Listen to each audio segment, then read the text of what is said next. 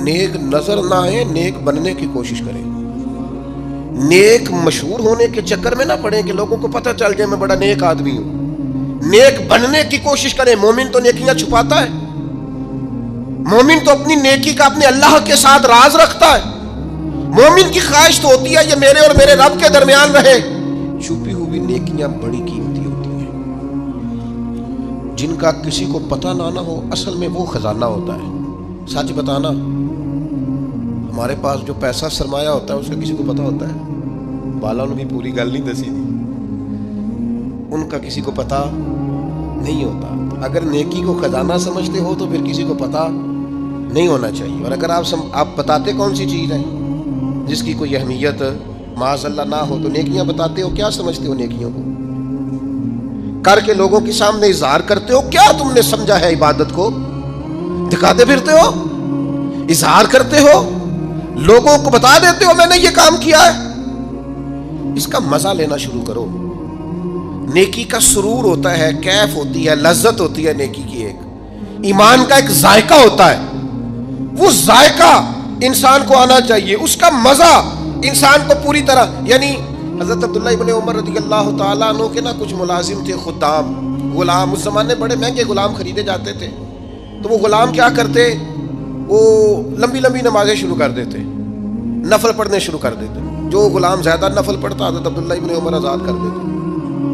اب غلاموں کو کمزوری کا پتہ چل گیا، وہ لمبے نفل پڑھتے، آپ آزاد کر دیتے۔ ایک دن آپ کا بیٹا کہنے لگا ابا جی یہ نہ آپ کے سامنے بڑے عابد بنتے ہیں، زاہد بنتے ہیں، آپ مہربان لوگ ہیں، آپ آزاد کر دیتے ہیں، بعد میں پتہ نہیں پوری 5 بھی پڑھتے ہیں کہ نہیں، دھوکہ دیتے ہیں آپ کو۔ حضرت عبداللہ ابن عمر کھول کے روئے، فرمانے لگے مجھے میرے رب کے نام پہ دھوکہ دیتے ہیں نا، میں تیار ہوں دھوکہ کھانے کو، ان سو کو روز دھوکے دیں، اس کے نام پہ دھوکہ دیتے ہیں نا، میں تیار ہوں۔ اللہ کے نام پہ دھوکہ دیتے ہیں، بسم اللہ، میں حاضر ہوں، میں تیار ہوں۔ بہت پہلے میں نے بات سنائی تھی، آج میرا دل کرتا پھر سناؤں۔ حکیم الامت مفتی احمد یار خان صاحب نعیمی رحمۃ اللہ علیہ نے تفسیر نعیمی میں لکھا ہے، جب اللہ تعالیٰ نے حضرت ابراہیم علیہ السلام کو بہت سارے اونٹ دیے، بہت ساری بکریاں دی، بہت ساری گائیں دی، اور ساتھ کہا واتخذ اللہ ابراہیم خلیلا، ہم نے ابراہیم کو دوست بنایا ہے، تو فرشتے کہنے لگے یا اللہ جسے اتنا کچھ دیں اس نے دوست تو بننا ہی ہوتا ہے۔ فرشتے نے کہا نا، انہوں نے پہلے بھی کہا تھا نا کہ یا اللہ یہ خون ریزیاں کریں گے زمین میں اگر تو بنائے گا تو۔ فرمایا جاؤ جا کے میرے ابراہیم کا امتحان کر لو۔ فرشتہ آ گیا اور آ کے اس نے کیا کیا، وہ بیٹھ گیا، بڑی بڑی فصل تھی اس کے بیچ، اور بیٹھ کے اس نے تسبیح پڑھنی شروع کر دی، سبحان اللہ والحمد للہ لا الہ الا اللہ واللہ اکبر، اللہ کا ذکر شروع کر دیا۔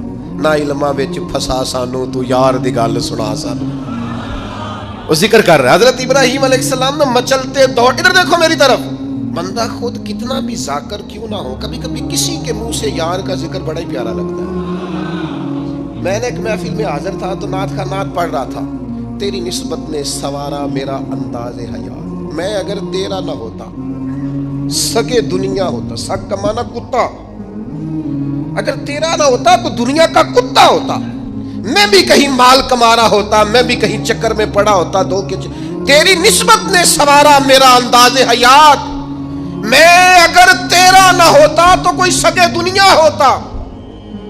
میری طرح کے کئی لوگ تھے جو کچھ نہیں ہیں اور اس کے نام پر بڑا کچھ ہے، تو وہ دل تھوڑا لگ سا گیا، کیفیت بن گئی، کوئی آنسو درد بن کے ٹپکنے لگے۔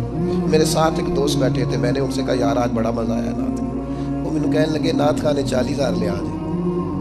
میں کہا تو جھٹ کو کھلو جانا سی، پہلے دیندے ہو پھر شکوے کردے ہو، اور میں نے کہا ذرا ٹھہر جا، ٹھہر کے بتا، تھوڑا مزہ تو لے لینے دے، کبھی کبھی کسی کے منہ سے سننا اچھا بڑا لگتا ہے۔ کہنے لگا جی نہیں یہ ہوتا ہی نہیں، جن دن پہلو کرائیے نا۔ میں پھر دیکھیں نا کبھی کبھی ذوق عروج پہ ہوتا ہے، میں نے اسے کہا بات سن میری، میں بھی خلاف ہوں یہ جو ڈیمانڈ کرتے ہیں، جو دیتے ہیں، بڑا غلط کرتے ہیں، لیکن آج اتنا اس نے مزہ دیا ہے نا، 40,000 تھوڑا ہے۔ آج میرے جیسے لوگوں کو جہاں یہ لے گیا ہے نا، یہ کبھی 1.40 بھی لے تو یہ تھوڑا ہے، اس لیے کہ نہ علمہ وچ پھسا سانو تو یار دی گل سنا سانو، اوتھے علم دا سکہ نہیں چلتا جتے عشق حراں دا ڈیرا ہے۔ حضرت ابراہیم علیہ السلام دوڑے جا رہے، کہاں؟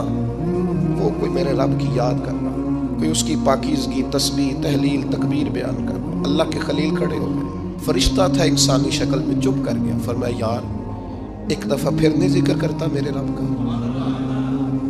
کہنے لگا پہلے مرضی سے کر رہا تھا، اب آپ کہتے ہیں تو جتنے آپ کے پاس بکریاں ساری لے لوں گا۔ فرمایا بس جا تیری ہوئی تو مجھے میرے رب کا ذکر سنا، یہ ذرا تجارتیں دیکھو، سودے دیکھو، تیری ساری ہوں۔ اس نے تھوڑی دیر ذکر کیا، چپ کر گیا، فرمایا دوبارہ ذکر کرنا میرے رب کا۔ کہنے لگا وہ ہو گیا، پہلے پیسے پورے ہو گئے آپ کے؟ فرمایا اب؟ کہنے لگا جتنی گائے بھینسیں آپ کے پاس ہیں ساری لوں گا۔ فرمایا تیری ہوئی۔ اس نے تھوڑی دیر ذکر کیا، پھر چپ کر گیا، فرمایا اب کیا چاہیے؟ کہنے لگا صرف اونٹ بچے ہیں، سارے دے دو، اللہ کا ذکر سنا دیتا ہوں۔ فرمایا تیرے ہوئے سارے، میرے رب کا ذکر سنا۔ وہ پھر چپ کر گیا۔ آپ نے فرمایا اور ذکر کریے، دیکھو تجارت ہو رہی ہے، کاروبار ہو رہا ہے۔ وہ کہنے لگا آپ کیا دو گے؟ فرمانے لگے یہ بکریاں چرانے کے لیے کوئی شخص بھی تو چاہیے نا، یہ اونٹ بھیڑ گائیں بھینسیں چرانے کے لیے کوئی چاہیے نا، مجھے رکھ لینا، تنخواہ نہیں لوں گا تو اللہ کا ذکر سناتے رہنا، میں تیری ڈیوٹی کرتا رہوں گا۔ نہ علماں وچ پھسا سانو کوئی یار دی گل سنا۔ تو وہ فرشتہ اوہو تردامنی پہ شیخ ہماری نہ جائیے، ہم کبھی دامن نچوڑ دیں تو فرشتے وضو کریں۔ وہ فرشتہ تھا، فرشتوں کے آنسو نہیں آیا کرتے، فرشتوں میں وہ درد نہیں ہوتا، وہ معصوم مخلوق ہے اللہ کی۔ فرشتہ کھڑے ہو کے کہنے لگا مالک میں گواہی دیتا ہوں یہ شخص اس قابل ہے کہ اسے اللہ کا خلیل بنایا جائے، یہ اس قابل ہے کہ خلیل اللہ بنے۔ واتخذ اللہ ابراہیم خلیلا۔ یار ساری زندگی صرف وہی تجارت کرنی ہے کہ لاکھ کے دو ہو جائیں؟ کوئی ایسی تجارت بھی کرو نا، کوئی ایسا سودا بھی کرو نا۔ قحط پڑ گیا نا مدینہ منورہ میں، مکہ معظمہ میں، فصلیں نہیں ہو رہی، حالات خراب ہیں، اور آپ کو پتہ ہے جو چیزیں شارٹ ہو جاتی ہیں پھر ان کے دام بھی۔ یہ سیلاب آیا تھا تو خیمے مہنگے کر دیے تھے مسلمانوں نے، لوگوں کو خیموں کی ضرورت تھی تو خیمے۔ یہ کرونا آیا تھا تو مسلمانوں نے ماسک مہنگے کر دیے تھے، کیونکہ مجبوری تھی نا، لوگوں نے لینے تھے۔ میں مسلمانوں کی بات کر رہا ہوں چونکہ یہاں قبضہ غیروں کا، حکومتوں کی میری بات نہیں کر رہا۔ جو چیز شارٹ ہو جاتی ہے اسے کیا کرتے ہیں؟ اسے مہنگی کر دیتے ہیں۔ قحط ہو گیا، غلہ مہنگا ہو گیا۔ حضرت عثمان غنی رضی اللہ تعالیٰ عنہ نے کسی ملک سے 10 اونٹ غلے کے بھرے ہوئے بوریاں لدی ہوئی منگائے۔ تاجر آگے کہنے لگے عثمان آپ بڑے تاجر ہیں تو اس زمانے میں آپ کا مال آ رہا ہے تجارت کا، تو آپ ہم مال نہیں دیکھتے، جو ہے نا اندر، جو جس طرح کا بھی ہے، جتنی قیمت آپ نے بتائی ہے وہ بھی آپ پر اعتبار کرتے ہیں، اس سے ڈبل لے لیں۔